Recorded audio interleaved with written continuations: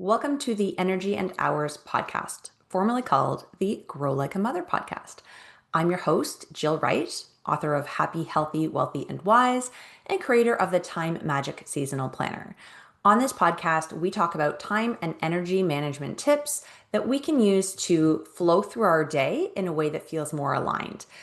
We focus a lot on how to use cyclical energy, seasonal cycles. We talk about productivity. We talk about self-care. We talk about rest. It all comes together in what I like to say is time magic. And if you tune into these episodes week after week, you're going to get a half an hour punch of tools, tips, and strategy advice for you to go and implement right away in your day to make your life feel a little bit more like you and a little bit less stressful. Hey, everybody, welcome back to this episode of Energy and Hours. I'm really happy to be recording this episode today. I love this time of year. It is the holidays, there's a lot going on, and we have an opportunity to really celebrate and acknowledge the energy that's around us because, yes, it is festive. Yes, it is chaotic, but it can also feel really heavy. This time of year, I don't know if you guys have been feeling that sort of heaviness of the last few months, and I just want to acknowledge that this is normal. This is the time of year where we sort of go into the underworld, as Melissa Seaman teaches us on her Wheel of Wisdom. If you don't know Melissa, go check out her work. I've been working with her for almost 4 years now, I guess, and she teaches this cyclical indigenous based wheel of how we walk through time. And starting really in October, we're in the underworld. This is the quiet time. This is where the reflection happens. This is not necessarily where we're meant to do the work and the action and be busy. And yet, the way that our lives are structured in this modern world follows a time of busyness. We go back to school, we have the holidays, we're getting ready for, New Year, we're buying things, we're organizing things. This is counterproductive, counterintuitive to the energy of the season. So I just want to sort of normalize that if you're feeling exhausted, that's why we're not moving through in the correct, most aligned way. And that's a lot of the work that I'm going to be doing in 2026. Moving forward, I am really stepping into what is the energy of the season? What is this month supposed to be about, both in this wheel that Melissa talks about, but also within the numerology of the month? And what is the energetics of the number each?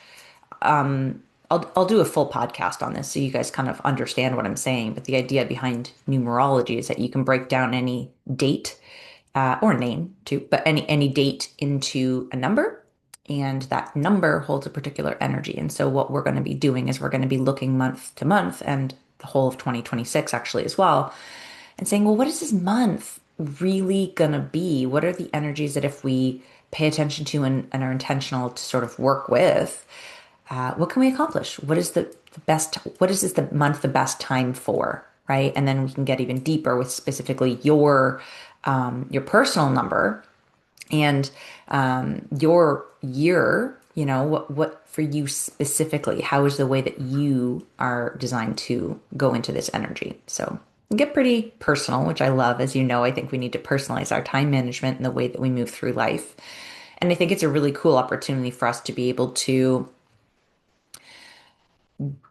build the life that we want through our calendars, through our actions, through what we say yes and no to the decisions that we make about where we're spending our time and our energy, and use this information as a map. Like, when is it a good time to make a decision? When do we push? When do we rest? When do we make a change? When do we ask the questions?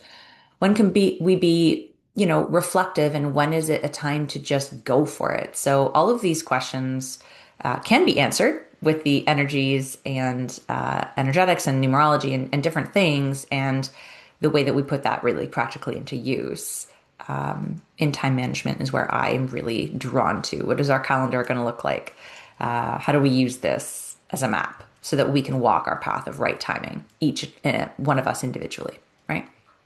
That's not what this podcast is about. I got distracted because I'm so excited about this work. Today, I want to talk to you about the solstice. Today, I want to talk to you about this time right before Christmas where we miss it often. Like we know everyone's heard of the solstice. Winter begins officially the 21st of December and we are switching seasons, but it gets lost in the busyness of Christmas, in the hustle and the bustle, right? And I think it's really important to mark it, to pay attention to it, and to understand why this is significant so that, again, we can tune in and really work with this energy. So, the winter solstice, of course, as I mentioned, happens to mark the beginning of winter. Officially, it feels like we've already been in winter, right? That darkness I was talking about, that underworld. But the 21st of December is the day where we're actually at the darkest. And so when we enter into winter, at least in the northern hemisphere, we're actually coming back into the light, which is not how most of us think about winter. Most of us think about winter as the dark, cold, barren, hibernation, right? Those are the things that we think about when we think winter, but actually that's fall. And so we're moving out of that. We are moving into the energy of welcoming back the light. The days are going to be getting longer.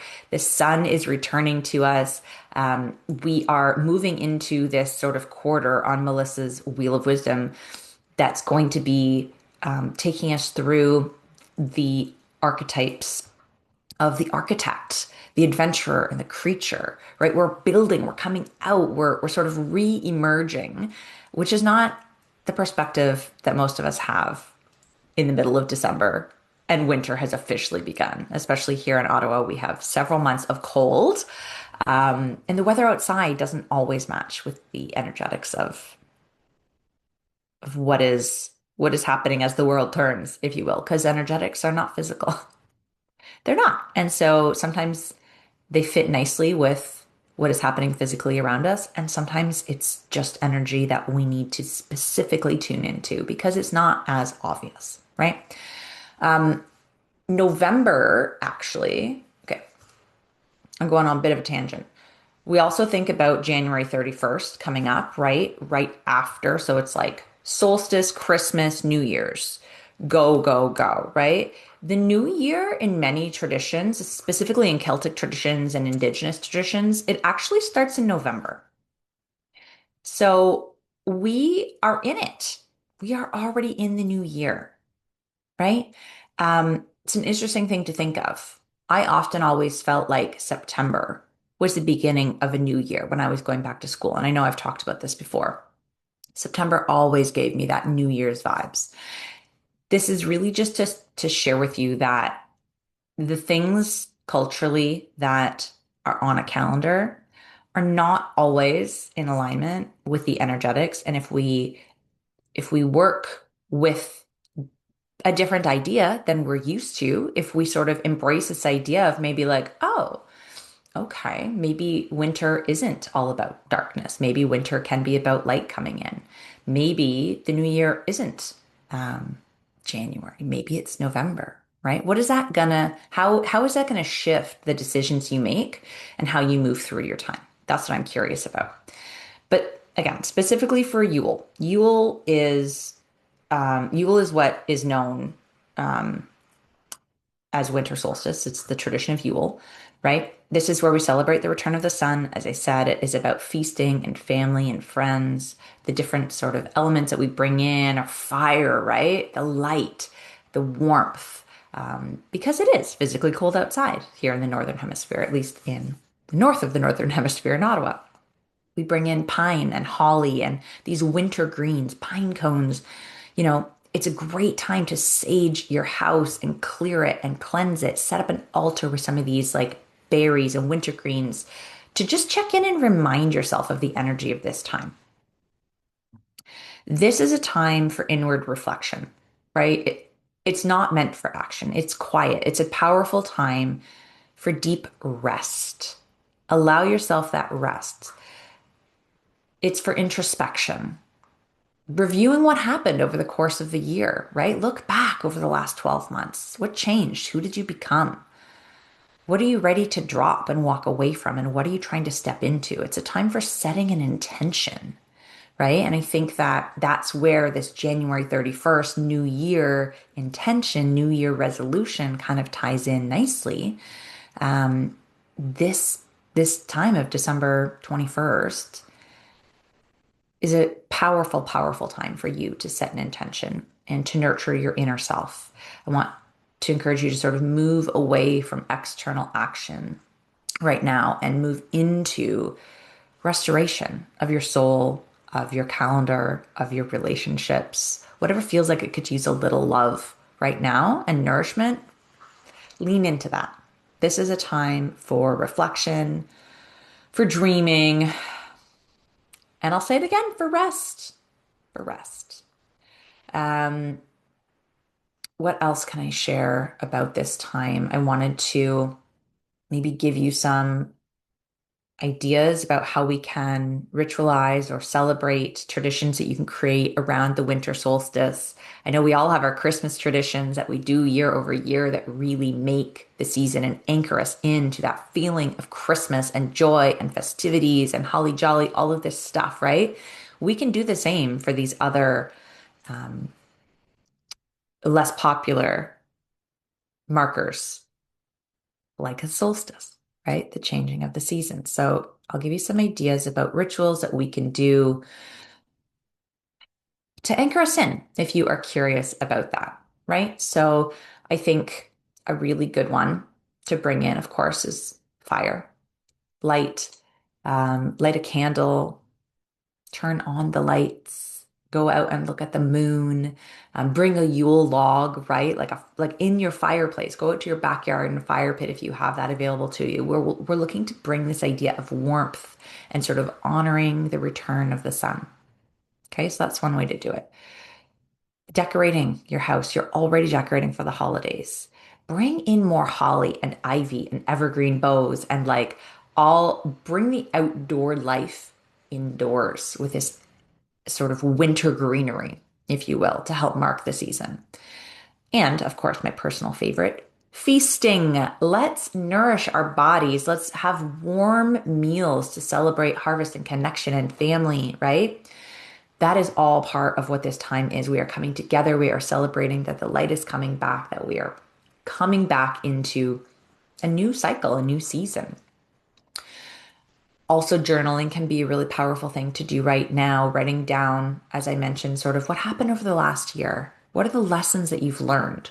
Journaling around releasing any negativity that may have settled in that you are ready to release and setting an intention for the future, for the new year. Keep it simple though. This is not a time to go detailed, intricate, like keep a very simple intention. Is there one word? Can we make it doable? Can we find that phrase or that word that weaves together all the things that we want into simplicity that we can just focus on one thing? Because when we get too complicated and focus on many different things and resolutions and this and that, I'm giving this up, I'm bringing this in and getting really strict with ourselves, we all know what happens. It's not sustainable. We don't keep it up and we lose this opportunity, this collective opportunity that we have right now for intention setting. Okay, we're at the beginning of a new season. What do you want that season to look like, to feel like? Who do you want to be in that season? What are you calling in? Okay, so what do you have to do? What do you have to release from last season to be in that energy of what you're calling in? It's also really fun this time of year to reestablish your connection to nature, right? Creating that altar, making a wreath. If you're in an area where you can plant right now, planting some bulbs for the spring, right? Going for a walk in nature, getting on your snowshoes or your skis or your big boots or whatever that looks like, getting outside and really enjoying what is happening around you. The fact that we are in a cold season and the light is coming. Where can you look for signs of light, of life, right? Take it in, enjoy where you're at, enjoy this time. It's a powerful time as well. I just literally did this. Sage your house, clean the energy, declutter physical stuff, but also clear out the old energy. any old patterns, any old energy that's stagnant, that isn't serving you, that you are choosing to leave behind. It's a perfect time to sort of purify, clear, harmonize, and ground the energy around you, your space, your relationships, your business, right? And your stuff, your physical stuff too. And then another thing you can do is get creative with your expression right now, right? Engage with art, music, poetry, as a way of reflecting on the year's lessons. Bring in those modalities if that speaks to you to creatively express what the last year was. What are you bringing in? These are the different ways. You don't have to bring in creativity. You don't have to bring in music and, song and writing and all of these things. But if that speaks to you, it's a really great way to interact with the energy right now. So that's what the solstice is about. It is your gentle reminder to slow down, to rest, a reminder that you don't need clarity yet. It is a time for reflection, digesting information, sort of crystallizing everything that has happened and starting to set an intention. It is not about action. It is not about go, go, go, hustle, bustle. It is a time to celebrate the slowness. It does feel like winter is long up here. And so that is a helpful reminder for me that, yeah, the light is coming, but it's not like turning on a light switch. It's a slow burn, and to honor that and to be able to sit with it, maybe in some discomfort, knowing that it is a fresh start, a new season has arrived. It is not a dark season. It is a season of renewal, of beginning. And so I invite you to sit with that energy, maybe create an altar, have a feast, go outside on the 21st and interact with nature in a way where you go with the intention to feel something, to notice something, to come back with a lesson, or simply just to be in connection with the energy of the season. I think that's it, guys. That is what I wanted to share with you. I'm curious to know if you celebrate the solstice, if you mark it, if it's in your awareness, how you feel about winter. What are the emotions that come up for you? So many people hate it. So many people get discouraged and down and, seasonally affected with their mood. And I invite you, look at that. I'd love to know, share with me, but look at that within yourself and see if there's a subtle, small shift that you can make towards working with where we're at, the energies of what is here for us, and the opportunities that might change your experience as we head into winter. Okay. I will leave you with that. I will be back next week. The episode will air on Christmas, and I'm going to be talking about a really fun tradition that I'm starting this year that's called Omen Days. I can't wait to share that with you. I think it's a really powerful way for us to cue ourselves up for 2026. And I want to share with you the way that I will be doing that through Omen Days. So come on back on Christmas or after Christmas, whenever you tune in and take some time for yourself this holiday season. I hope that you do get that rest and that time for yourself and that slowness and rest. And let me know how it goes. All right, until next week, keep on growing like a mother.